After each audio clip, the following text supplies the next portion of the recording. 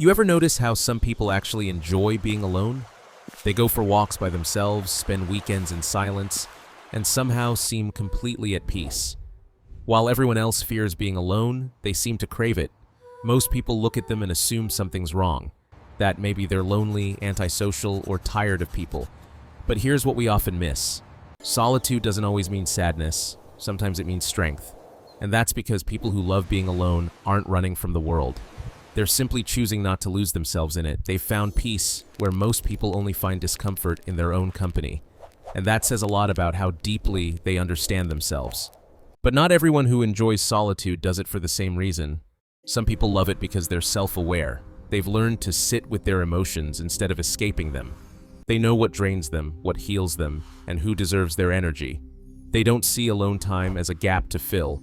They see it as time to reset. Then there are the emotionally independent ones. They've faced moments where they had to rely on themselves. They learned how to comfort their own pain and how to be their own safe place. They don't depend on others for happiness because they've built it inside. You'll also find the creative minds. Their imagination thrives in silence. When they're alone, their thoughts unfold freely, ideas take shape, and they finally feel alive. They don't avoid people, they just need space to dream.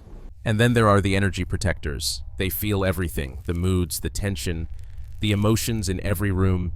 Being alone is how they release what isn't theirs and find calm again. It's not isolation, it's recovery. All these people share one thing in common. They've learned that peace doesn't come from noise or company. It comes from knowing yourself well enough to enjoy your own presence. But peace can turn into isolation if you stay there too long. If you never step out, comfort slowly becomes a cage. The secret isn't choosing solitude or connection, it's learning to move gracefully between the two. To know when to protect your space and when to let someone in again. Because being alone helps you meet yourself, but connection reminds you that you belong.